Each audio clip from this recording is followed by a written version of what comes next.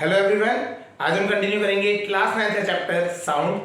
Last lecture में हमने बात करी थी कि साउंड होती क्या है, कैसे वो प्रोड्यूस होती है, किस तरीके से वो प्रोपोगेट करती है, ट्रैवल करती है, ये हमने उसमें पढ़ा था फर्स्ट लेक्चर में।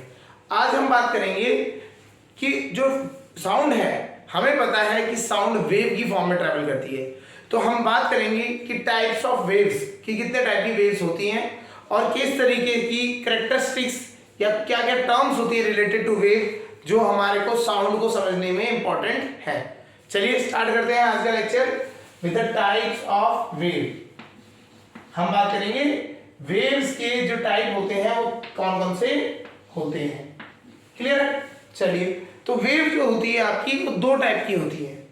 वन इज ट्रांसवर्सल वेव, इसे कहा जाता है ट्रांसवर्सल वेव, और जो दूसरा था जो हमने पढ़ा था साउंड के लिए वो था लॉन्गिट्यूडनल वेव।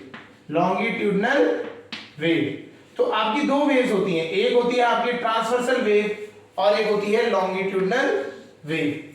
ठीक है, अब इसे समझते हैं क्या होता है इनमें डिफरेंस। ठीक है, पहली चीज बात करते हैं the wave in which the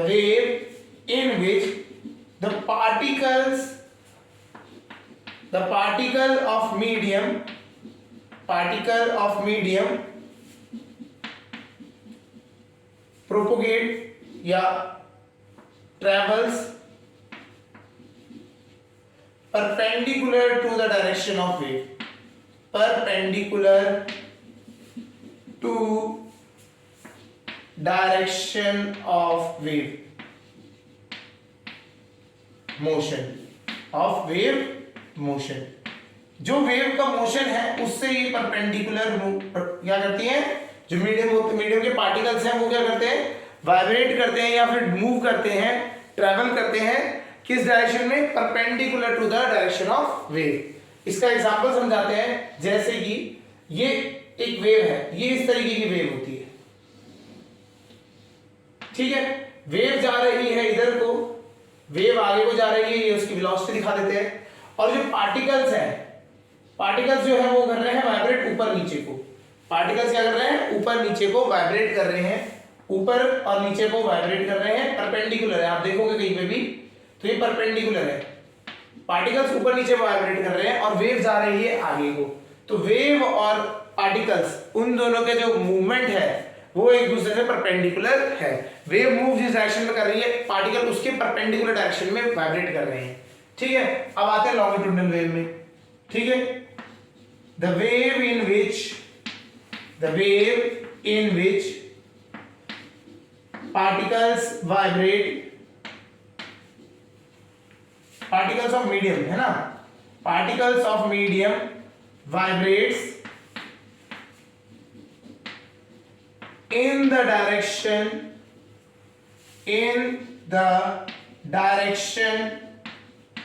of propagation of wave, जिस डायरेक्शन में वेव ट्रैवल कर रही है उसी डायरेक्शन में पार्टिकल वाइब्रेट कर रहे हैं। क्लियर है? जैसे हमने पढ़ा भी था, साउंड जो था हमारा, साउंड जो प्रोड्यूस होती है वो होती है कंप्रेशन, रेयरफेक्शन, फिर कंप्रेशन, रेयरफेक्शन, है ना। इस तरीके से वेव कहां को मूव कर रही है, वेव मूव कर रही है आगे को, वेव आगे को जा रही है, और जो पार्टिकल्स हैं ये भी वाइब्रेट क्या कर रहे हैं, इसी डायरेक्शन में वाइब्रेट कर रहे हैं, आगे पीछे आगे पीछे। तो पार्टिकल का वाइब्रेशन भी क्या है, आगे पीछे, मतलब वेव जा रही है इस तरफ से और पार्टिकल भी ऐसे इस डायरेक्शन में वाइब्रेट कर रहे हैं। क्लियर हो रहा है? और इसमें क्या हो रहा है, पार्टिकल्स परपेंडिकुलर वाइब्रेट कर रहे हैं। एग्जांपल लिख लेते हैं, एग्जांपल, इसका एग्जांपल है हमारा साउंड वेव। ठीक है, और इसमें एग्जांपल है, आपने एक चीज देखी होगी, ripple in water, ripples in water. पानी में आप कुछ ड्रॉप करेंगे तो पानी में लहरें बनती हैं, वो हो गया। कॉमा लाइट वेव, लाइट भी इस तरह से मूव करती है, लाइट वेव एक्सेट्रा। ठीक है, इस तरीके से रहता है। और वो लॉन्गिट्यूडनल वेव में आपकी आती है साउंड वेव। क्लियर हो गया? तो ये दोनों चीजें समझ आ गई होंगी आपको।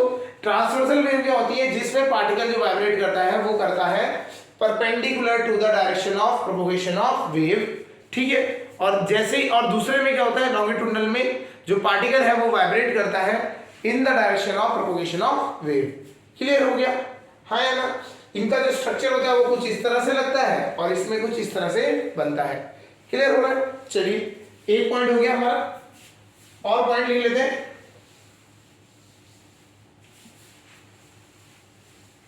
सेकंड पॉइंट लिख लेते हैं, इनमें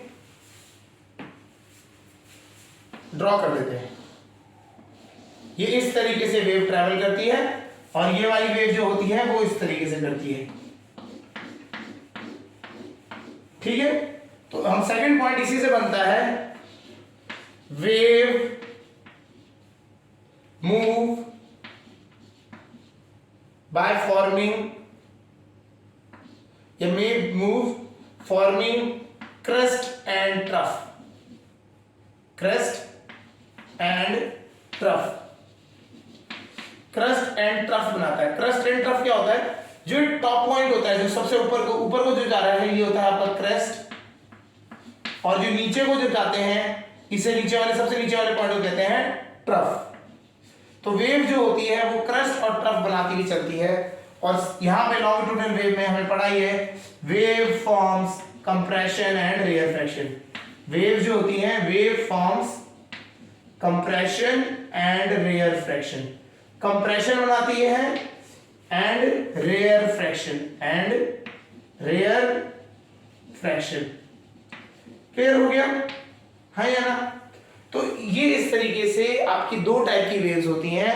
एक होती है ट्रांसवर्सल वेव, जिसमें पार्टिकल क्या करता है, परपेंडिकुलर वाइब्रेट करता है और वेव आगे को ट्रैवल करती है, ठीक है। और जो दूसरा है वो दैट इज आपका लॉन्गिट्यूडनल वेव, वेव आगे को मूव कर रही है और पार्टिकल भी आगे पीछे को ही इधर वाइब्रेट कर रहे हैं। क्लियर हो गया?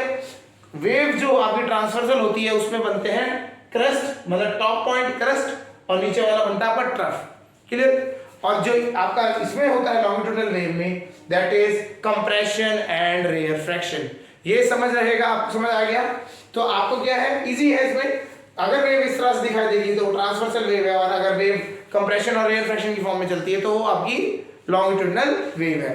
साउंड में लॉन्गिट्यूडनल वेव फॉर्म होती है, क्लियर है? और जो दूसरे हैं आपके लाइट वेव या रिपलिंग ऑन वाटर, सारे के सारे क्या होते हैं, आपकी ट्रांसवर्सल वेव की तरह होता है। क्लियर हो गया? चलिए अब बात करते हैं, ये तो हमें वेव समझ आ गया, ठीक है।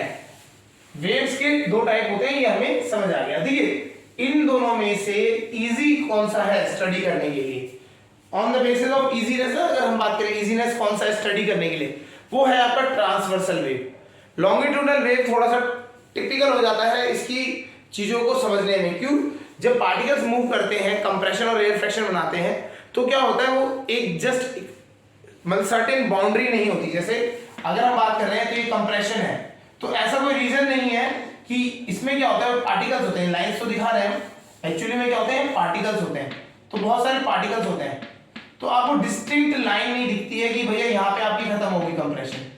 पार्टिकल्स क्या होते हैं, वो कंप्रेशन और रेयरफ्रैक्शन बनाते तो हैं, बट क्या होता है, जो रेयरफ्रैक्शन बनता है वो आपको डिस्टिंग्विश नहीं दिखा देता, अलग से नहीं दिखा देता। अब कुछ लोग यहां तक बोल देंगे कंप्रेशन है, कुछ लोग एक आगे को जोड़ लेंगे, तो कंप्रेशन और रेयरफ्रैक्शन इसमें आप डिस्टिंग्विश नहीं कर सकते कहां पे तक है कहां पे नहीं है, ठीक है। वो एक ट्रांजिशन होता है, हल्का हल्का चेंज होता रहता है, तो इसलिए इनको स्टडी करना थोड़ा टफ होता है। इसके लिए हम क्या स्टडी करते हैं, हम ट्राई करते हैं कि जो लॉन्गिट्यूडनल वेव है वो भी किसी फॉर्म में हम स्टडी करें, ट्रांसवर्सल वेव की तरह करें। क्लियर है? तो हम क्या बोलते हैं, हम डेंसिटी का कंसेप्ट यूज कर लेते हैं। हम बोलते हैं कि जो लॉन्गिट्यूडनल वेव है वो क्या है, ट्रांसवर्सल वेव का ही एक टाइप है, ठीक है। बट उसमें क्या है, जिसमें जैसे हम यहाँ पे कंप्रेशन दिखा रहे हैं तो वहां डेंसिटी की तरह दिखा देगा आपको। क्लियर है? चलिए कोई नहीं, अभी तो उतना नहीं है, अभी हमें बात करनी वेव्स के, जो वेव होता है उसके पार्ट्स, ठीक है, उसके साथ रिलेटेड टर्मिनोलॉजीज को हम समझते हैं। क्लियर? चलिए एक वेव बनाते हैं, आज उसकी टर्मिनोलॉजी के बारे में समझते हैं। ये एक हमारी ट्रांसवर्सल वेव आपको स्टडी करने को मिलती है। आपको क्या करना है स्टडी में, ट्रांसवर्सल वेव, ये इस तरीके से ट्रांसवर्सल वेव हमने बना ली। अब इसमें इसके साथ एसोसिएटेड टर्मिनोलॉजीज की बात करते हैं। ठीक है, सबसे पहली टर्मिनोलॉजी आती है एम्पलीट्यूड। सबसे पहली टर्मिनोलॉजी आती है वो है एम्पलीट्यूड। एम्पलीट्यूड क्या होता है? ये आप जो देख रहे हैं ना, ये एक्चुअली पार्टिकल्स क्या होते हैं? पार्टिकल्स पहले इस लाइन में थे। ये बनती कैसे? सपोज करिए ये रस्सी से ऐसा आपने एक जगह से बांध दी, ठीक है, एक रस्सी थी, इसमें पार्टिकल सारे एक लाइन में थे। अब आपने यहाँ पे क्या किया, इस रस्सी को ऊपर नीचे वाइब्रेट किया, ऊपर नीचे, तो ये रस्सी में क्या हुआ, ऐसे ऐसे वेव्स बन जाएंगी। जब आप रस्सी को बांध के ऐसे से मूव कराएंगे तो रस्सी में वेव बन जाएगी, हाँ या ना? तो रस्सी के पार्टिकल्स क्या कर रहे हैं? अपनी मीन पोजीशन से ऊपर नीचे वाइब्रेट कर रहे हैं, ऊपर जा रहे हैं, नीचे जा रहे हैं, ऊपर जा रहे हैं, नीचे जा रहे हैं। तो इस तरीके से पार्टिकल्स क्या कर रहे हैं? वाइब्रेट कर रहे हैं ऊपर नीचे, हाँ या ना? जब पार्टिकल्स ऊपर नीचे वाइब्रेट कर रहे हैं तो ये अपनी मीन पोजीशन को, ये है इसकी मीन पोजीशन, ये जो लाइन जो दिखा रहे हैं हम, ये मीन पोजीशन है। इस मीन पोजीशन से कितना दूर जाएगा, जो मैक्सिमम कितना दूर जाएगा, उसे कहा जाता है एम्पलीट्यूड। अब एम्पलीट्यूड दोनों साइड हो सकता है, नीचे को भी एम्पलीट्यूड होता है, ऊपर को भी एम्पलीट्यूड होता है। जनरली दोनों वैल्यूज सेम रहती है। समझ आया होगा? ठीक है, चलिए तो इसका लिख लेते हैं। एम्पलीट्यूड क्या होता है? The maximum displacement, the maximum displacement of the particle of the particle from its mean position, from its mean position in a wave, in a wave, एक वेव में मीन पोजीशन से कितना मैक्सिमम डिस्प्लेसमेंट करता है, उसे क्या कहा जाता है? एम्पलीट्यूड। जनरली इसे डिनोट किया जाता है ए से, ठीक है, ये डिनोट किया जाता है ए से, किया जाता है कैपिटल ए से, इसको दिखाया जाता है। क्लियर हो गया? तो एम्पलीट्यूड क्या होता है? Maximum displacement from the mean position. जो पार्टिकल्स हैं उनकी maximum displacement from the mean position amplitude कहा जाता है। क्लियर हो गया? समझ आ रहा होगा? ठीक है, अब नेक्स्ट, ये तो हो गया एम्पलीट्यूड। तो एम्पलीट्यूड आपका ऊपर और नीचे दोनों होते हैं, इसे पॉजिटिव एम्पलीट्यूड कह देते हैं और इसे नेगेटिव एम्पलीट्यूड कह देते हैं। ठीक है, अगर ऊपर को हम पॉजिटिव मानेंगे तो पॉजिटिव एम्पलीट्यूड, नीचे को माने नेगेटिव तो नेगेटिव एम्पलीट्यूड। नेक्स्ट जो आता है वो आता है वेवलेंथ, वेवलेंथ। नेक्स्ट जो टर्म है वेवलेंथ। अब ये बहुत इंपॉर्टेंट है, जैसे अभी हमने एम्पलीट्यूड पढ़ा, तो आगे जाके हम अभी जब लाउडनेस पढ़ेंगे, साउंड के बारे में, उसकी कैरेक्टरिस्टिक्स पढ़ेंगे, तो वहां पे ये यूज होगा कि एम्पलीट्यूड से क्या रिलेटेड होता है, लाउडनेस कैसे रिलेटेड होता है, वो सब कुछ हम पढ़ेंगे। ऐसे आता है वेवलेंथ। वेवलेंथ क्या होता है? It is the length, basically wavelength क्या हो गया? Length of a wave. ठीक है, इस तरीके से एक वेव की कितनी लेंथ है ना? इस तरीके से यहां से अगर वेव स्टार्ट हुई तो वेव यहां पे खत्म हो गई, है ना? आप ये देखोगे इस तरीके से वेव यहां खत्म हो गई, फिर दूसरी वेव चली गई, इसे क्या कहा जाता है? वेवलेंथ। डिनोटेड बाय, अच्छा इसको डिनोट किससे किया जाता है, ये ध्यान रखेंगे, लैम्डा। इसे डिनोट किया जाता है लैम्डा से। देखिए ये इस तरह से बनाते हैं, लैम्डा, लैम्डा होता है, कहने के लिए प्रोनाउंस कैसे करेंगे? Lambda, lambda. ठीक है, लैम्डा हो गया, लैम्डा कहते हैं इसको, और ये इस तरह से सिंबल बनता है, इसको वेवलेंथ को इस तरह दिखाया जाता है। इसकी डेफिनेशन एक और है, तो वो बोलते हैं कि आप ऐसे तो पता नहीं लगा पा रहे हो, है ना? तो आपको एक तरीका क्या उन्होंने दिया है, उन्होंने बोला वेव को कैसे करो, आप मैक्सिमम हाइट से ऐसे निकाल लीजिए। ये भी तो एक वेव है, यहां से आया और यहां पे पहुंच गया।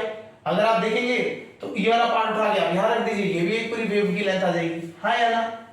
ये भी लैम्डा हो गया। तो इसकी एक और डेफिनेशन बन जाती है, ठीक है, जो हम ज्यादातर यूज करेंगे, डिस्टेंस बिटवीन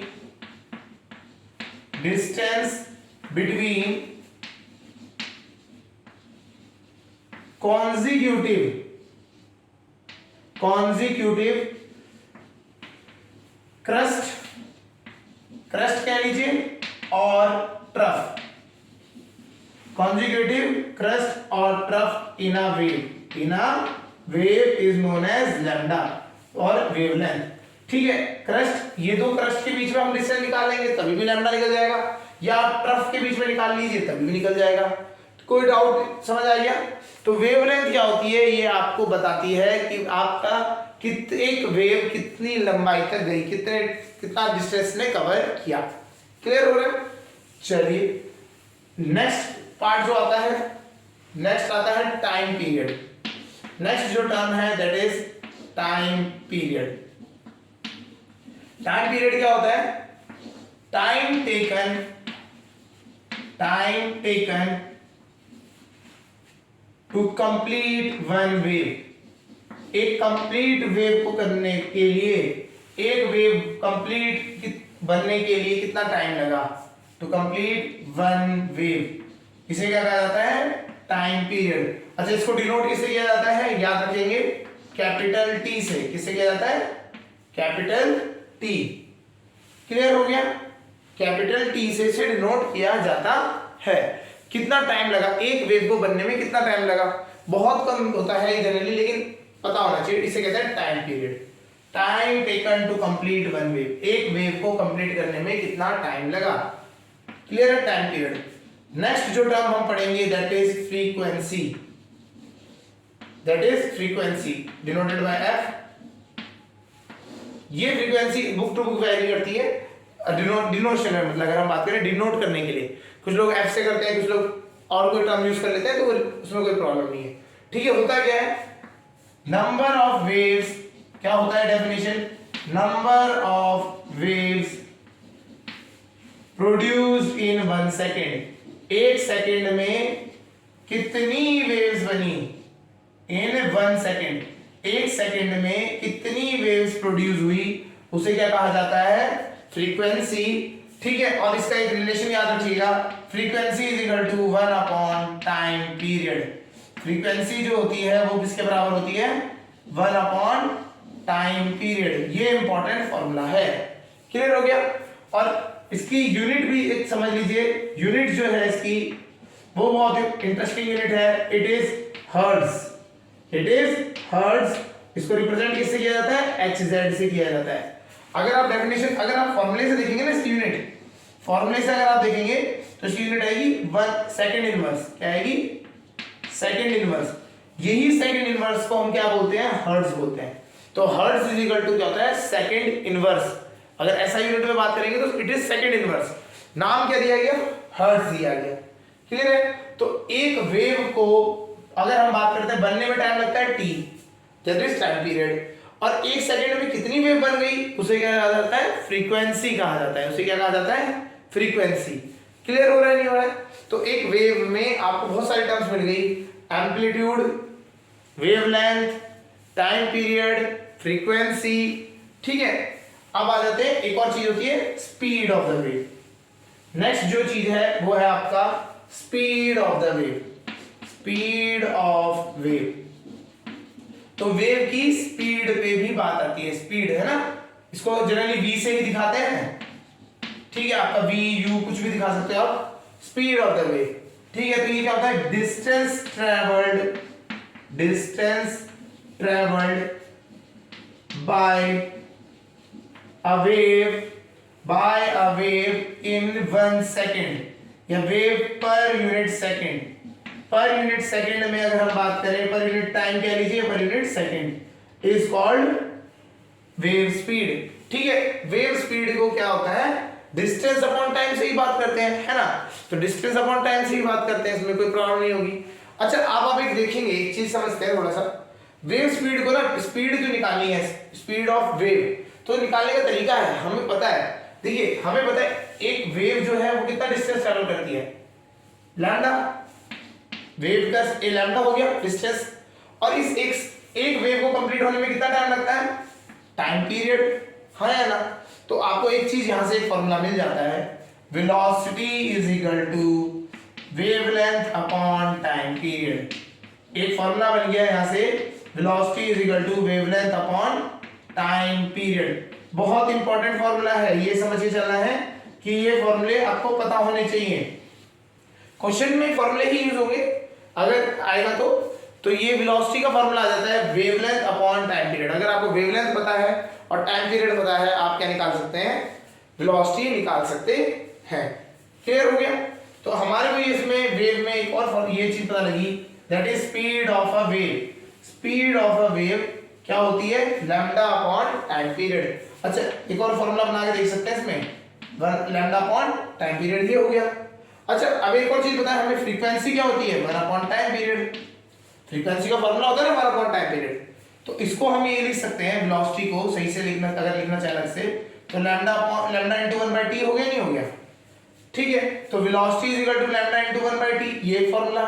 और फ्रीक्वेंसी क्या होता है, 1 अपॉन टाइम पीरियड। तो दोनों को मिला के अगर आप बात करेंगे तो आपको स्पीड क्या हो जाएगा, एक और फॉर्मूला बन जाएगा, speed is equal to wavelength into frequency, wavelength into frequency.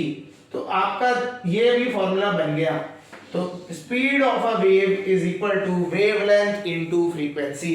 तो अगर आपको एक वेवलेंथ इनटू फ्रीक्वेंसी करेंगे तभी भी आपको क्या मिल जाएगा, स्पीड का फॉर्मूला, ठीक है। तो इंटरचेंजेबल फॉर्मूलेज है, कुछ फॉर्मूले चेंज हो सकते हैं, मिक्स हो सकते हैं, तो वो है। क्लियर हो गया। तो स्पीड आपको यहां तक समझ आ गई। तो वेव के साथ वेव की टर्म समझ आ गई होंगी।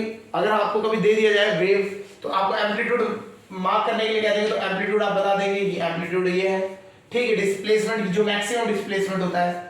वेवलेंथ क्या होता है, एक वेव की पूरी लंबाई, उसे क्या कहा जाता है, वेवलेंथ। वो क्रस्ट से भी बनाई जा सकती है, इवन ट्रफ से भी बनाई जा सकती है, तो दोनों से बन सकती है वेवलेंथ, ठीक है। इस वेवलेंथ को कवर करने में जितना टाइम लगा उसे कहते हैं टाइम पीरियड। एक सेकंड में जितनी वेव प्रोड्यूस होती है उसे कहते हैं फ्रीक्वेंसी। और फ्रीक्वेंसी और टाइम पीरियड एक दूसरे के क्या होते हैं, रेसिप्रोकल होते हैं, ये भी हमें याद रखना है। फिर आता है स्पीड। स्पीड क्या होता है, distance travelled by a wave per unit time. Per unit time में जितना डिस्टेंस ट्रेवल किया वो आपका स्पीड हो गया। क्लियर। अब स्पीड जो होता है आपका, उसका एक और रिलेशन फॉर्म, अगर रिलेशन के हिसाब से बात करें तो वो एक रिलेशन आता है वेवलेंथ अपॉन टाइम पीरियड आ जाता है। Speed is equal to wavelength upon time period, या फिर speed is equal to wavelength into frequency भी यूज कर सकते हैं। क्लियर हो गया। तो इस तरीके से ये आपको पता होनी चाहिए वेव क्या होती है। वेव का बेसिक इंट्रोडक्शन दिया गया है यहाँ पे, कौन कौन सी टर्म्स रिलेटेड होती हैं एक वेव के साथ, तो आपको पता होना चाहिए। क्लियर है, यहां तक समझ आ गया होगा। अब हम बात करते हैं, देखिए ह्यूमंस बहुत डे टू डे लाइफ में बहुत सारे लोगों से मिलते हो, और हर एक ह्यूमन की आवाज थोड़ी सी अलग होती है ना। अगर मैं बात कर रहा हूं तो मेरी आवाज अलग होगी, किसी और की अलग होगी, गर्ल्स की बॉयज से अलग होगी, है ना। अगर मेल्स में अगर देखोगे बच्चे की आवाज तो देखोगे, और एक एडल्ट की देखोगे, उनमें भी अलग होगी।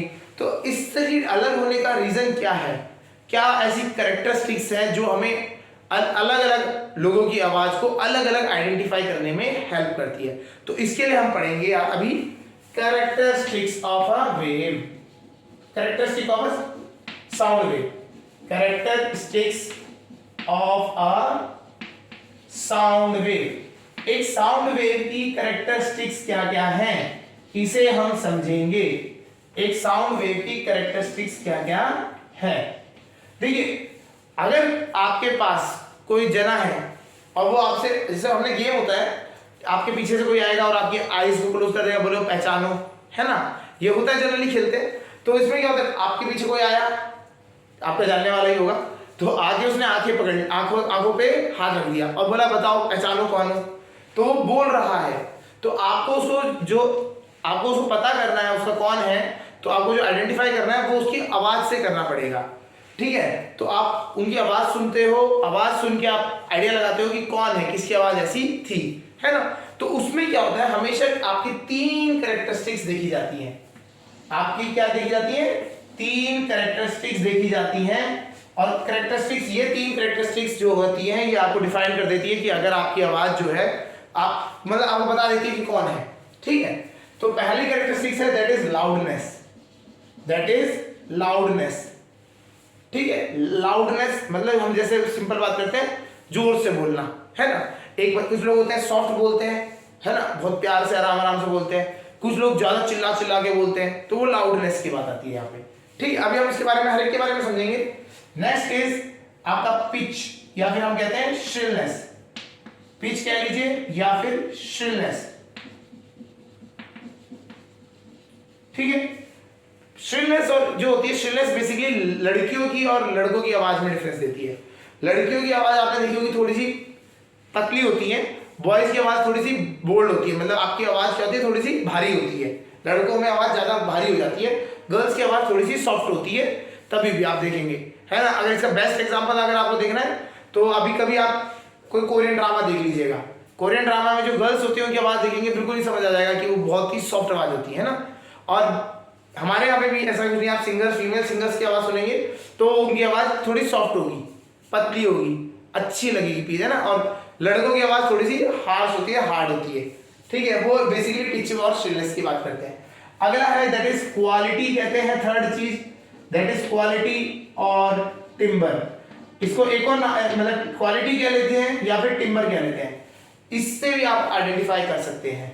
देखिए कुछ लोगों की आवाज होती है, जैसे आपने सपोज कर सिंगर्स में हम आते हैं तो लता मंगेशकर होंगे आपके, है ना, तो उनकी आवाज इतनी सॉफ्ट है, मतलब आपको मेलोडी सी लगेगी। अगर आप उनकी आवाज सुन रहे हैं तो अच्छा लगेगा आपको, मेलोडी सी लगेगी, ठीक है। इवन मेल्स में भी अगर आप जो अच्छे मतलब आप देखेंगे तो कुछ जो थे हमारे, जैसे आपके हो गए अदनाम सामी हो गए, उनकी आवाज हो गई, ठीक है, आपका ए आर रहमान हो गए, तो इनकी आवाज अगर आप सुनते हैं तो इनकी आवाज मेलोडी है, मतलब इनमें क्या है बिल्कुल फाइन सी आवाज आती है, बिल्कुल आपको क्लियर, ऐसा कोई रफ एंड टफ नहीं। लेकिन क्या है कुछ लोगों की आवाज क्या है बहुत ही ज्यादा रफ होती है, तो वो कहां से आता है, उसको आता है हमारा क्वालिटी का इफेक्ट यहाँ पे, ठीक है।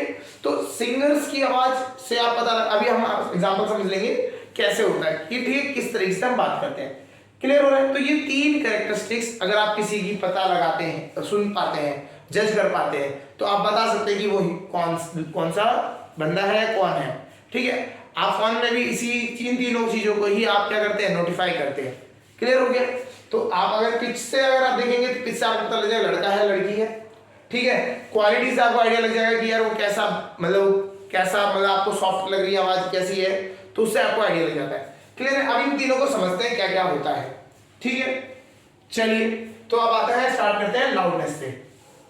इसको हम स्टार्ट करते हैं लाउडनेस से। अब लाउडनेस होता क्या है इसको हम समझेंगे। तो लाउडनेस क्या होता है, कौन, अब हम इसको अगर सिंपल हिंदी बस अगर उसमें कहें लैंग्वेज में, तो लाउडनेस मतलब कौन ज्यादा चिल्ला के बोल रहा है ना, कौन ज्यादा आवाज आपके कानों में इफेक्ट दे रही है, क्लियर हो गया। अगर एक जना है बहुत सॉफ्टली बात कर रहा है, बहुत हल्के हल्के बोल रहा है, तो उसकी आवाज आपके कानों में, आपको आवाज सुनाई नहीं देगी। लेकिन जैसे ही ज्यादा आवाजें बोला तो आपकी वो जो आवाज है वो क्लियर और ज्यादा कानों में सुनाई देगी, है ना। तो लाउडनेस क्या होता है, कितना अमाउंट में वो आपके कानों को इफेक्ट कर रही है, क्लियर हो रहा है। जैसे अगर एक सिंपल में एग्जांपल बात करें, जैसे अभी हमारे क्या होता है, आप गए है ना ट्रैफिक में किसी हॉर्न किसी ने बजाया, ठीक है। हॉर्न आप देखेंगे ट्रैफिक में जो कार के हॉर्न होते हैं उतनी ज्यादा आवाज तो होती है लेकिन उतनी ज्यादा नहीं होती। आप ट्रेन के सामने खड़े हो जाइए और ट्रेन के प्लेटफॉर्म पे खड़े हैं और ट्रेन ने हॉर्न दे दिया, वो इतनी तेज आवाज होती है उसकी, वो लाउडनेस का इफेक्ट है। तो कितनी तेज है वो, कितनी ज्यादा आपके कानों में इफेक्ट कर रही है, वो क्या होता है, बेसिकली लाउडनेस होता है, क्लियर हो गया। तो लाउडनेस आपको समझ आ गया, जब है ना बेसिक के क्या है लाउडनेस, कि वो कितना हमारे कान की सेंसेशन को इफेक्ट करता है, क्लियर हो रहा है। तो लाउडनेस इस तरह होता है। अच्छा, लाउडनेस के साथ कैरेक्टरिस्टिक्स कौन सी होती है ये समझते हैं। हमारे को मेनली यहाँ पे समझना है कैरेक्टरिस्टिक्स। 2 वेव्स हैं, अगर हम बात करें यहाँ पे एक ये वेव है और दूसरी वेव है इस तरीके से, एक इस तरीके से आपकी वेव है, ठीक है। तो 2 वेव्स है आपकी, एक वेव 1 हो गई और एक होगी वेव 2। ये 2 वेव्स है। इन दोनों में अगर आप देखेंगे तो लगभग वेवलेंथ सबकी सेम ही है। इसमें अगर लंबाई में बात करें तो इसमें भी एक वेव, 2 वेव और 3 वेव बन रही है। इसमें भी 1, 2 और 3 वेव बन रही है। तो डिस्टेंस के हिसाब से इक्वल नंबर ऑफ वेव्स बन रही है, बट डिफरेंस क्या है, एम्पलीट्यूड का। डिफरेंस किसका है, एम्पलीट्यूड का, क्लियर हो गया। तो एम्पलीट्यूड का डिफरेंस है। तो आपको अब बताइए कौन से में ज्यादा लाउडनेस होगी, ठीक है। तो लाउडनेस बेसिकली आपको समझना है, वेव 2 जो होगी इज मोर लाउडर। क्या होता है आपको अब समझ आ गया होगा, जिस वेव का एम्पलीट्यूड ज्यादा है वो उतनी ही ज्यादा लाउडर होगी, ठीक है। आप क्या करें, मैं जो हमने आपको बताया था, पाम को अपने माउथ के पास लेके आइए और एक भाई हल्के से सॉफ्ट में बोलिए, सॉफ्ट है ना, हल्के से बोलिए, एम्पलीट्यूड कम रख के बोलेंगे आप, तो आपके हाथ में ना आपको एयर का प्रेशर उतना फील नहीं होगा। अगर चिल्ला के बोलिए, आपको हाथ में प्रेशर फील होगा। क्या होगा, बेसिकली एम्पलीट्यूड बढ़ गया आपका, और एम्पलीट्यूड बढ़ते ही आपका क्या हो जाता है, वेव में लाउडनेस बढ़ जाती है। ठीक है, और ये लाउडनेस क्या होती है, ये आपकी वेव को, जो आपकी साउंड है उसको लॉन्ग डिस्टेंस तो जाती है ही जाती है, प्लस अगर सामने कोई पास में बंदा कोई है बैठा हुआ या कोई है आपके साथ बात कर रहा, तो उसके वो कानों में ज्यादा आवाज जाती है, जिससे कि उसको ज्यादा तेज सुनाई देता है। क्लियर हो गया। तो लाउडनेस होती है काफी, ये रीजन वाइज डिपेंड करता है ह्यूमन में, रीजन वाइज। कुछ लोग होते हैं बहुत सॉफ्ट रहते हैं, इंट्रोवर्ट्स, या जैसे कोई लोग नॉर्मल वैसे रहने वाले लोग हैं कि जो घर में अपने आप ही अंदर अंदर रहने वाले लोग होते हैं, तो वो बहुत सॉफ्टली बात करते हैं। और कुछ लोग हैं जो बहुत ज्यादा वोकल होते हैं और वो पार्टीज वार्टीज करने वाले, वो चिल्ला चिल्ला के बातें करेंगे, तो वो क्या है आपका, वो उनकी लाउडनेस बढ़ जाती है, उनकी लाउडनेस होती है साउंड में। किसी के साउंड में लाउडनेस ज्यादा होती है, किसी में कम होती है, तो ये हमें आइडेंटिफाई करने में हेल्प करता है। क्लियर हो रहा है। तो यहाँ पे एक स्टेटमेंट आती है, ये लिख देते हैं, with increase in amplitude loudness increases, with increase in amplitude. तो आपको ये समझना है, लाउडनेस जो होती है, कौन सा पार्ट है वेव का जो इसको कंट्रोल करता है, एम्पलीट्यूड।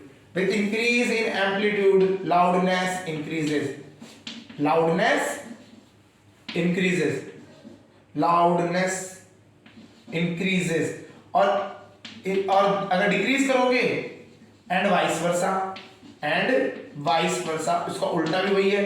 अगर आप डिक्रीज कर दोगे एम्पलीट्यूड, तो आपकी आवाज जो है, वो आपकी जो साउंड है उसकी लाउडनेस कम हो जाएगी। एम्पलीट्यूड कम, लाउडनेस कम, एम्पलीट्यूड ज्यादा, लाउडनेस ज्यादा।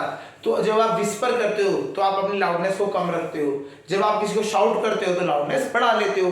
That's it. क्लियर हो गया, समझ आ गया होगा लाउडनेस। ठीक है, अच्छा अब बात आती है, ये लाउडनेस अगर एक लिमिट से ज्यादा चले जाए तो क्या बन जाता है, नॉइस पॉल्यूशन। क्या बन जाता है, नॉइस पॉल्यूशन। आपने सुना होगा अभी दिवाली में क्या होता है, लोग बोलते हैं कि यार नॉइस पॉल्यूशन हो रहा है, ये हो रहा है ना।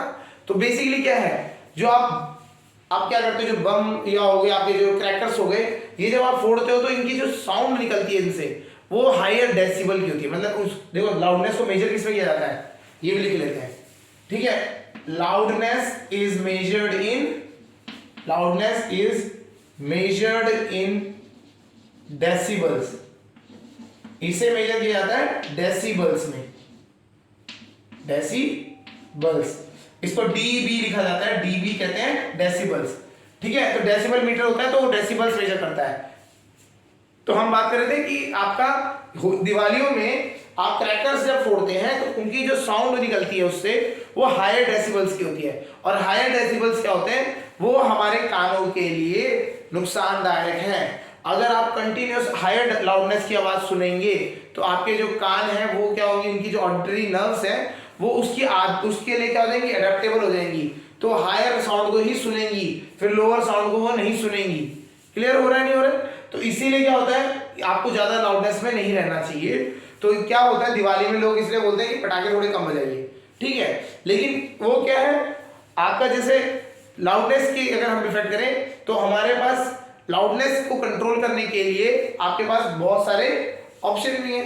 देखो लाइट्स, दिवाली क्या है, फेस्टिवल ऑफ लाइट्स है, ऐसे पटाखे, लाइट्स वाले पटाखे चलाइए, कोई प्रॉब्लम थोड़ी ना है। हाँ, कुछ लोग क्या होता है, लाउडनेस कर देते हैं। कैसे आप लाउडनेस कर देते हैं, बहुत ज्यादा एक साथ ही क्या हो जाता है, हाई जो साउंड वाली पटाखे होते हैं वो बजा देते हैं, तो वो क्या होता है, लाउडनेस ज्यादा होती है।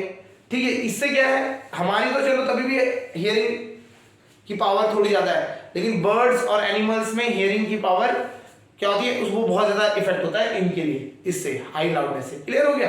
तो इसके लिए थोड़ा प्रिकॉशन करना चाहिए। ऐसे जगह अगर ओपन ग्राउंड होने चाहिए पहली बात तो, जो हमारे को इंस्ट्रक्शन दिए जाते हैं कि अगर आप क्रैकर्स लगा रहे हैं तो ऑब्वियसली थोड़ा ओपन ग्राउंड होना चाहिए, आसपास कोई आप ही हो, ह्यूमंस ही हो, जिससे आवाज जो प्रोड्यूस हो रही है वो थोड़ा टाइम दूर जाने में लगे और लाउडनेस उसकी कम हो जाए। क्योंकि क्या होता है, जब हम बोलते हैं तो हमारी दूर जाते जाते साउंड की जो लाउडनेस है वो कम होती चली जाती है। तो ओपन एरिया में अगर आप रखेंगे तो क्या होगा, लाउडनेस जब दूसरे एनिमल्स या दूसरे पर्सन तक जाएगी तब तक वो क्या हो जाएगी, उसकी आवाज थोड़ी कम हो जाएगी और वो क्या होगा, अच्छा रहेगा, उसके ईयर्स को डैमेज नहीं करेगा। क्लियर हो गया। तो आप लाउडनेस से भी आइडेंटिफाई कर सकते हैं। समझ आ गई, लाउडनेस थोड़ा सा क्लियर हो गया होगा। क्या रह गया है, क्या पॉइंट था, एम्पलीट्यूड मैटर करता है। अगर एम्पलीट्यूड ज्यादा तो लाउडनेस ज्यादा, अगर एम्पलीट्यूड कम तो लाउडनेस कम। तो लाउडनेस बहुत मैटर करता है आज की डेट में। जो सबसे मेन नॉइस पॉल्यूशन है दैट इज ट्रैफिक। सिटीज में ट्रैफिक बहुत है, लोगों ने सबके पास कार है, अननेसेसरी ट्रैफिक क्रिएट हो जाता है। इतना ज्यादा ट्रैफिक होने की वजह से हॉर्न जो आप करते हो उससे क्या होता है, वो भी आपके क्या होते हैं, ईयर को हार्म करते हैं। और वो ट्रैफिक वो भी क्या करता है, आपको दिवाली वाला तो एक ही दिन के लिए है, बट जो रेगुलर ट्रैफिक में जो लोग ट्रैवल करते हैं उनके कान बहुत ज्यादा डैमेज होते हैं ड्यू टू हॉर्न्स एंड जो अदर अननेसेसरी साउंड्स क्रिएट होती है ट्रैफिक में। क्लियर हो रहा है नहीं हो रहा है? चलिए, तो हमें समझ आ गया लाउडनेस क्या होता है। It is measured in decibels and it is the effect that our ear faces, है ना, जो हमारे कानों में इफेक्ट आता है, कितनी तेज आवाज आ रही है कम आ रही है उसको हम बताता है। और इसको ये किससे चेक किया जाता है, एम्पलीट्यूड से। किससे देखा जाता है, एम्पलीट्यूड से। सेकंड जो हम बात कर रहे हैं दैट इज पिच और श्रिलनेस। श्रिलनेस की बात करते हैं हम यहाँ पे और पिच की बात करते हैं। अच्छा, श्रिलनेस और पिच क्या होता है, इसके लिए भी आपको देखो समझाते हैं थोड़ा सा। दो वेव्स हैं, ये इस तरीके से वेव है, एक तो वेव ये है, एक वेव आपकी इस तरीके से है, ठीक है। एम्पलीट्यूड लगभग इस तरीके से रखते हैं, ठीक है। और दूसरा क्या है, अगर आप देखेंगे इस तरीके से, ये दोनों वेव है, एम्पलीट्यूड लगभग दोनों का सेम ही है, ठीक है। एम्पलीट्यूड चेंज नहीं है तो लाउडनेस दोनों की सेम रहेगी। बट यहां पे आप देखेंगे तो इधर क्या है, नंबर ऑफ वेव्स, या हम कह सकते हैं इसकी फ्रीक्वेंसी, ठीक है ना। अगर हम बात करें फ्रीक्वेंसी कि एक वेव को क्रिएट होने में, अगर टाइम की बात करें, एक टाइम में इतनी वेव्स होती है, सपोज करो दोनों का टाइम सेम है, टी टाइम में दोनों बनी है, तो इस टी टाइम में ये तो कम बनी, ये ज्यादा बन गई। क्लियर हो गया? तो वेव्स जो है आपकी एक पर्टिकुलर टाइम में कितनी वेव्स बनती हैं वो क्या डिसाइड करता है, वो आपका करता है पिच। पिच जो होता है वो आपको यहां पे मिलता है। आप समझिए क्या हो रहा है, जो दो जने हैं आपके, दो जने आपके बात कर रहे हैं, एक जना क्या कर रहा है, वो इस टाइप की वेव क्रिएट कर रहा है और एक दूसरा इस तरीके से वेव बना रहा है। अच्छा, अब इनमें क्या होगा, ये वाले जो ह्यूमन है, ये जो भी होगा तो वो क्या कम वर्ड्स कम वो बोल पाएगा वर्ड्स, ठीक है। और ये वाले की जो पिच है, ये क्या वाइब्रेशन ज्यादा क्रिएट हो रही है इसमें। क्लियर हो रहा है? इसमें वाइब्रेशन ज्यादा है, इसमें वाइब्रेशन कम। तो ऐसा जब आपका फ्रीक्वेंसी का डिफरेंस आता है तो हम बात करते हैं पिचेस का, तब पिच या श्रिलनेस की बात करते हैं। एक बॉय और एक गर्ल में आपका फ्रीक्वेंसी का ही डिफरेंस होता है, ठीक है। बॉय और गर्ल में फ्रीक्वेंसी का ही वेरिएशन होता है। तो अगर आपका, जिसमें अगर हम बात करें, ये पर्सन 1 है, वेव 1 और वेव 2, तो इन दोनों में से किसकी ज्यादा पिच होगी? पिच ज्यादा होगी W2 की, क्योंकि फ्रीक्वेंसी ज्यादा है, ठीक है। तो W2 हैज हायर पिच, इसमें WT में हायर पिच होगी। और ये क्या होता है, आपने जैसे हमने बात करी थी, जो आपका लाउडनेस होती है वो एम्पलीट्यूड से डिफाइन होती है, यहां पे फ्रीक्वेंसी डिसाइड करती है कि क्या पिच, किसकी पिच ज्यादा है। फ्रीक्वेंसी ज्यादा तो पिच ज्यादा या श्रिलनेस ज्यादा, और अगर फ्रीक्वेंसी कम तो पिच कम। क्लियर है? तो आपने एक चीज देखी होगी, नोटिस किया होगा कि आप कभी रेलवे स्टेशन जाते हैं, किसी भी रेलवे स्टेशन जाए तो अनाउंसमेंट एक लड़की कर रही होती है वहां पे, ठीक है ना। कभी जो आपने वहां देखा, अगर आप काउंटर में गए वहां देखा तो आदमी बैठा हुआ है ना, इंक्वायरी काउंटर में आदमी बैठा होता है, लेकिन अनाउंसमेंट लड़की कर रही होती है। बेसिकली क्या होता है, उनमें जो गर्ल्स होती हैं उनकी जो साउंड है वो पिच ज्यादा होती है, तो क्लियर रहती है आवाज, ठीक है। तो उनमें क्या होता है, आवाज मिक्स नहीं होती है, ब्लर नहीं होती है, उनके वर्ड्स एक दो अलग अलग वर्ड्स आपको सुनाई दे जाते हैं जब वो क्लियरली बोलती है। तो इसीलिए क्या होता है, जब हम स्टेशंस में अगर हम बात करें तो फीमेल की वॉइस को यूज किया जाता है, क्योंकि वहां पे क्या है, उसकी पिच ज्यादा है। पिच ज्यादा है तो क्या होगा, आपका हर एक वर्ड आपको क्लियर सुनाई दे जाएगा, ठीक है। नहीं तो यहाँ क्या होगा, ये भी वो उतने टाइम में उसने वो वर्ड बोला है, बट क्या होगा, आवाज क्या हो जाएगी, मिक्सअप हो जाएगी, ठीक है। थोड़ा सा क्या होता है, गर्ल्स की आवाज में यही एडवांटेज रहता है कि वो क्लियर आवाज निकलती है। और मेल्स जो जैसे जैसे मेल्स बड़े हो जाते हैं, मतलब अडल्ट में आ जाते हैं, है ना, तो अडल्ट की आवाज अगर मेल्स में बात करें तो उनकी आवाज थोड़ी सी क्या होती है, ब्लरी होती है। ब्लरी कह सकते हो आप यहाँ पे, क्लियर ना होकर ब्लरी हो जाती है, थोड़ी सी क्या हो जाती है, उसमें पहला वर्ड खत्म होने के बाद दूसरे वर्ड के बीच में थोड़ा सा वर्ड खिंचता हुआ लगता है, आवाज आती है। तो ये क्या होता है, जब आप अनाउंसमेंट करोगे तो वहां पे क्लियर नहीं आएगा, लेकिन गर्ल्स की आवाज क्या हाई पिच होने की वजह से क्लियर आपको समझ आती है। क्लियर हो गया। तो जितनी ज्यादा फ्रीक्वेंसी उतना ज्यादा पिच, और उतनी ही ज्यादा पिच होने की वजह से ज्यादा ही श्रिलनेस होती है, उतना ही पिच कह सकते हैं, श्रिलनेस कहलाएगी। छोटे बच्चे की आवाज, जो छोटा बच्चा होता है ना, आपने देखा होगा छोटा बच्चा जब रोता है तो आपके आसपास के सबको लोगों को पता लग जाता है, क्यों हो जाता है, उसकी जो आवाज है उसमें पिच ज्यादा है। ठीक है, पिच ज्यादा तो वो बहुत ज्यादा तेजी से आपके कानों में चुभती है, एक टाइप से कह सकते हो। तो पिच जो ज्यादा होगी तो वो आपकी क्या होगी, वो आप सब सो भी रहे होंगे ना, तो पिच ज्यादा होने की वजह से आपको कान में सुनाई दी जाएगी और आपको उठ जाओगे आप इनसे। क्लियर हो गया। तो पिच का ये इंपॉर्टेंस है। क्या होता है, ये आपकी पतली आवाज कह सकते हो आप, कितना पतलापन है जो आपका है ना, इसके लिए कहते हैं। तो पिच के लिए फ्रीक्वेंसी रिस्पॉन्सिबल है। ठीक है, तो आपको समझ आ गया होगा।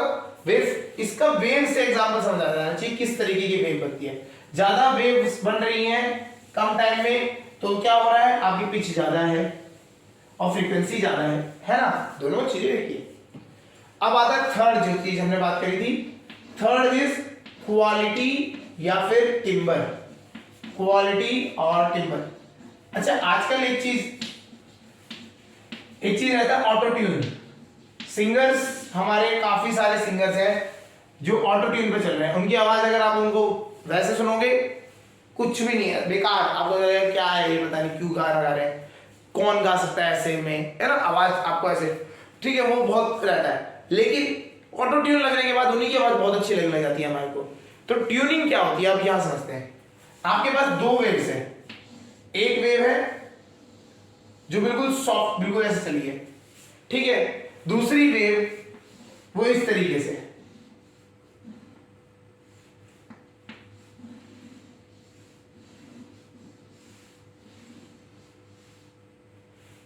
ठीक है। आप देखेंगे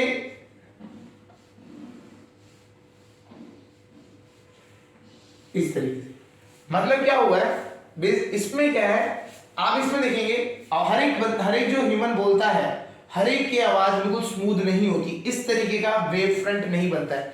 इसे कहते हैं वेव्स, है ना, वेव फ्रंट। मतलब आपको वेव किस तरह से दिख रहा है ना, वेव की, आपकी वेव जो है आपकी स्मूथ नहीं होती है। जब आप बोलते हो तो आपके वर्ड्स रहते हैं, तो वेव्स क्या होती हैं आपकी, थोड़ी सी रफ हो जाती है। लेकिन जितनी ज्यादा रफ होगी, जितने ज्यादा डिप्स आएंगे, जितनी ज्यादा पॉइंटेड होगी, ये आप देखो इसको, ये अगर ये बिल्कुल पॉइंटेड है ना, तो ये आपके कान में चुभेगी आवाजें, ये खराश की आवाज होती है, बेसिकली खराश है आपकी आवाज गले में। जितनी ज्यादा पॉइंटेड आपकी आवाज होगी, उतनी ज्यादा आपका क्या होगा, खराश आएगी आपके में।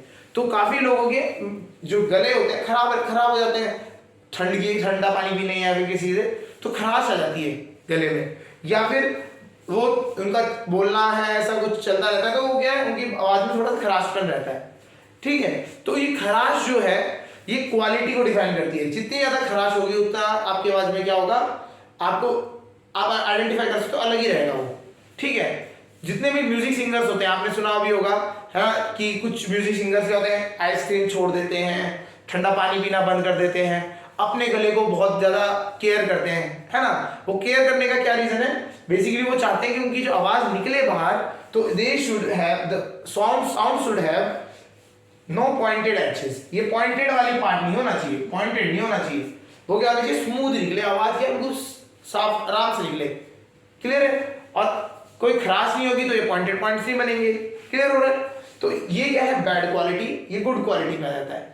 ऐसी कोई आवाज नहीं होती, अलग बात है, लेकिन इसमें क्या है, आपके बन रहा हो लेकिन पॉइंटेड ना बने, आपके वर्ड्स ऊपर नीचे होते रहे लेकिन पॉइंटेड ना बने। तो इस तरीके की जो साउंड्स होती हैं उन्हें क्या कहा जाता है, गुड क्वालिटी। ठीक है, और जो जिसमें पॉइंटेड एजेस बनने लग जाते हैं, वो क्या हो जाते हैं, बैड क्वालिटी, या फिर आप कहते हैं वो बेसिकली हम बाद में वो चीज नॉइस की तरह लगने लग जाती है। कुछ लोगों के गाने जो होते हैं वो आपको नॉइस की तरह लगने लग जाते हैं कि भैया ये तो गा तो रहे हैं लेकिन वो चुभ रहे हैं कानों में।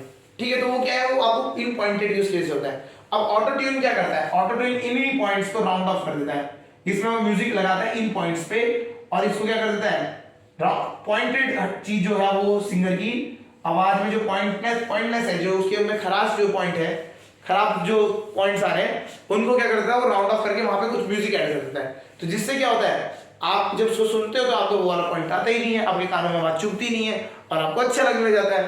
तो that is the work of auto tune. तो वो क्या होगा, आपका जितना भी है ना वेव, जो आप गाना रिकॉर्ड करते हैं उस पूरे की एक वेव बना लेता है और वेव में पॉइंट्स ढूंढ लेता है कि कहाँ कहाँ पे क्या हो रहा है, प्रॉब्लम आ रही है। तो उस पॉइंट्स को वो क्या करते हैं, एडिट करते हैं और उन पॉइंट्स को वो स्मूथ आउट कर देते हैं और इस तरह से क्या हो जाता है, एक बैड क्वालिटी वाला गाना अच्छी क्वालिटी में अच्छा लगने लग जाता है आवाज में ट्यून आने की वजह से। तो आपको हमेशा क्या होगा, उस गाने के साथ एक म्यूजिक चलता हुआ मिलेगा। तो ये रहता है आपका। क्लियर हो गया? तो थोड़ा सा काफी चीजें नई सीखने को मिली होगी कि कैसे ऑटो ट्यून का काम चलता है ना। तो 3 कैरेक्टरिस्टिक्स है आपकी। लाउडनेस, तो आपके अगर कोई पीछे से कल की डेट में आके आपके आंखों में हाथ रखता है और बोलता है गेस मी, है ना, कौन है वो बताओ, तो आपको बस 3 चीजें देखनी है। लाउडनेस, उससे बातें करो, है ना, तो बातें करोगे तो कुछ बोलेगा तो उसकी लाउडनेस पता लग जाएगी आपको, श्रिलनेस पता लग जाएगी, कितनी श्रिलनेस है, पिच कैसी है उसकी, वो पता लग जाएगी, और क्वालिटी पता लगते ही आप आइडेंटिफाई कर लोगे कि कौन सा बंदा है। क्लियर हो गया? तो ये सारी चीजें आपके कैरेक्टरिस्टिक्स होती हैं साउंड की, जिससे आप क्या करते हो, आइडेंटिफाई कर सकते हो, किसी साउंड का अलग होना बता सकते हो आप। क्लियर हो गया? तो ये आपकी क्या है, characteristics of sound, loudness, shrillness and quality, या टिम्बर भी कहा जाता है। क्लियर हो गया? तो हमने यहाँ पे समझा कि वेव क्या होती है। अच्छा, इसमें समझ लेते पहले, ठीक है। तो वेव का अगर हम बात करें क्वालिटी की, कौन कैसे शो होता है, तो क्वालिटी जो शो होती है वो आपके होता है वेव स्ट्रक्चर शो करता है। ठीक है, वेव का स्ट्रक्चर शो कर देता है कि क्वालिटी किस तरीके से। अगर आपको किसी भी वेव की क्वालिटी बतानी है तो स्ट्रक्चर उसका निकलवा लीजिए। पॉइंटेडनेस ज्यादा है तो उसका मतलब वो खराब वेव है। ठीक है, साउंड उसकी पैनी है, मतलब आपको खराश मिलेगी उसमें। क्लियर होगा? तो ये चीज होगी। तो यहां तक समझ आ गया होगा। हमने आज बात करी 2 टाइप की वेव्स होती है, ट्रांसवर्सल वेव, लॉन्गिट्यूडनल वेव। उसके बाद हमने बात करी ट्रांसवर्सल वेव में बहुत ज्यादा पार्ट्स जो है उनके, हमने बात करी उसमें से वेवलेंथ, आपका amplitude, wavelength, frequency, time period, speed of light, speed of sound, ये सब हमने बात करी थी, स्पीड ऑफ वेव। क्लियर हो गया? और उसके बाद हमने बात करी कैरेक्टरिस्टिक्स ऑफ साउंड। क्लियर हो गया? अब एक बात आती है इसमें, जो साउंड है, हमने बात करी साउंड की स्पीड की बात करते हैं, है ना। हमें एक चीज पता है, sound travel in medium, medium में ट्रेवल करता है। और हमने भी बात करी साउंड तीनों में ट्रेवल करता है, सॉलिड में भी करता है, लिक्विड में भी करता है और गैस में भी करता है। ठीक है, अब हम बात करना चाहते हैं, यहाँ पे हमारी जो हेडिंग है वो है speed of light, speed of sound. यहाँ पे हम बात कर रहे हैं स्पीड ऑफ साउंड। तो स्पीड ऑफ साउंड किस में अच्छी रहती है, किस में ज्यादा होती है, ये बता समझ रहे हैं। ठीक है, देखो साउंड तीनों में ट्रेवल करती है, एयर, वाटर और सॉलिड, तीनों में करती है। ठीक है, तो आपको हम इसमें समझते हैं कि किस में ज्यादा तेज करती है। तो आपको याद रखना है, सॉलिड में सबसे ज्यादा होती है, लिक्विड में फिर उससे कम और गैस में सबसे कम। क्योंकि जितने ज्यादा मीडियम, जितना ज्यादा डेंसर मीडियम होगा उतना स्पीड जो है साउंड की बढ़ेगी। तो सॉलिड डेंसर होता है, उससे कम डेंसर होता है लिक्विड, और सबसे कम डेंसर होता है गैस। तो सबसे ज्यादा स्पीड होती है सॉलिड में, फिर होती है लिक्विड में और फिर होती है गैस में। इसीलिए क्या होता है, जो आपने देखा होगा कभी बेंच में आप बैठे, आपने कान लगाया और हल्का सा भी दूर से भी अगर आप पॉइंट मारते हो ना, टैप करते हो, तो अच्छी आवाज सुनाई देती है आपको, क्योंकि उसमें क्या साउंड बहुत तेजी से ट्रैवल करके अच्छी तरह सुनाई देती है। इसका एक यूज होता है जब भी रेलवे लाइंस जो होती है, रेलवे लाइंस में कभी भी कोई मेंटेनेंस का काम चलता है, तो उसमें क्या होता है, वो चेक करते हैं कि अगर कोई इस प्लेटफॉर्म पे जैसे कोई ट्रेन आ रही है, अब उन्हें पता है कि इतने टाइम पे ट्रेन आती है, तो होता है क्या, वहां पे उनके पास ना भी अपना लेआउट होता है, पूरा सेटअप होता है ना, जब वो मेंटेनेंस कर रहे होते हैं। अब उन्हें पता है कि वैसे तो डाइवर्ट कर रखी होती है ट्रेनें दूसरे प्लेटफॉर्म, दूसरी वाली लाइन पे, लेकिन सपोज करिए वो चेक करना पड़ता है उनको खुद के लिए, क्योंकि सपोज करिए नहीं हुआ, कुछ मिस वो हो गया, वहां से कुछ सिग्नल का प्रॉब्लम आ गया, ट्रेन आ रही है, तो उन्हें क्या है, वो चेक करने के लिए कैसे करते हैं, वो ट्रेन की ट्रैक होता है उस पर कान रखते हैं, क्योंकि वो जब ट्रेन जो चल रही है वो ट्रैक पे चल रही है, तो वाइब्रेशन क्रिएट कर रही है, तो साउंड ट्रैवल कर रही है ट्रैक्स में भी। तो अगर कान रखते हैं वो प्लेट उसमें आपका ट्रैक्स में और उनको आवाज आ जाती है, तो उन्हें पता लग जाता है कि ट्रेन आ रही है, दूर है, इसी ट्रैक पे चल रही है। क्लियर हो गया? तो साउंड ट्रैवल करती है फास्टर इन सॉलिड। तो होता है क्या है, मेंटेनेंस में उनको पता लग जाता है ये ट्रैक है, बहुत दूर ट्रेन है, ट्रेन अभी बहुत दूर चल रही है, यहाँ पे ही है, यहाँ पे उन्होंने कान लगाया ट्रैक पे तो उन्हें आवाज सुनाई देगी, क्योंकि साउंड जो है सॉलिड में बहुत ज्यादा तेज ट्रैवल करती है तो बहुत जल्दी सुनाई देगी। और इतना जल्दी हो गया तो इनको टाइम मिल जाता है अपना तामझाम साइड कर लेते हैं। क्लियर हो गया? आज पहले ही होता था, अब तो बहुत सारी टेक्नोलॉजीज आ गई है, अब तो इलेक्ट्रॉनिक है, फोन भी आया आपके पास, आइडिया लग जाता है कि कौन सा कहाँ चल रहा है। क्लियर? पहले ये यूज होता था। सॉलिड लिक्विड गैस आपको समझ आ गया? तो speed of sound is greatest in solid, then in liquid and last in gas. Clear हो गया? चलिए आज के लिए इतना ही करते हैं, ठीक है। आज हमने पढ़ लिया वेव्स के बारे में, कैरेक्टरिस्टिक्स ऑफ साउंड वेव पढ़ लिया हमने, और लास्ट में हमने साउंड की स्पीड किस में ज्यादा होती है, सॉलिड लिक्विड गैस, ये हमने समझ लिया। ठीक है, आज के लिए इतना ही करते हैं।